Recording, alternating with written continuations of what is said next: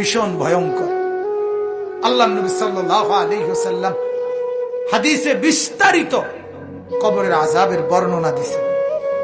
আল্লাহ তাআলা কোরআনে বলছেন, ওয়ামিন ওয়ারাইহিম বারযাখুন ইলা ইয়াউমি ইউবআসুন।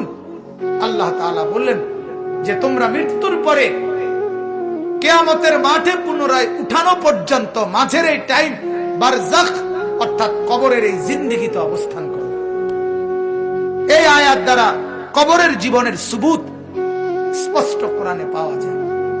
নবী সাল্লাল্লাহু আলাইহি ওয়াসাল্লাম বলছেন, প্রতিদিন কবর, যার কবর যেখানে, তার কবর তাকে ডাক দিয়ে বলে, ও আল্লাহর বান্দা শোনো, আনা বাইতুদ দুধ, আমি পোকামাকড়ের ঘর।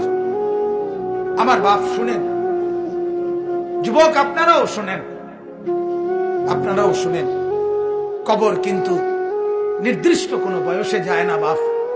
প্রতিদিন কোলের বাচ্চাও কবরে যায়, 90 বছরের বুড়াও কবরে যায়, 16 বছরের 20 বছরের তাগড়া জওয়ানও কবরে যায়। কবরস্থানে সব ধরনের লাশ আছে।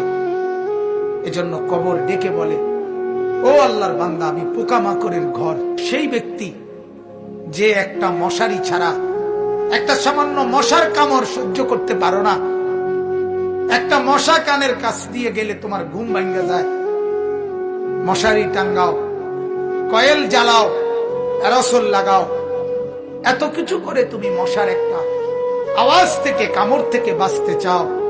হায় আল্লাহর বান্দা, তো বছরের পর বছর, শত শত বছর কবরের মধ্যে এই পোকামাকড়ের ঘরে কেমনে থাকবে?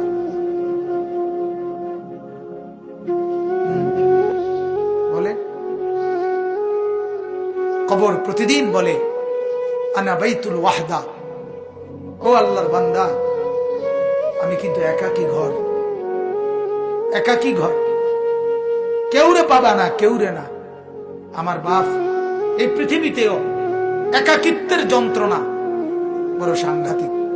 আপনার ঘরে যদি লক্ষ কোটি টাকারও মাল সামানা থাকে, খাদ্য খাবার, ফল ফলাদি সব আছে, সব আছে, শুধু স্ত্রী নাই, মা নাই, বাপ নাই, ছেলে নাই, মেয়ে নাই, কেউ নাই, আপনি শুধু একা।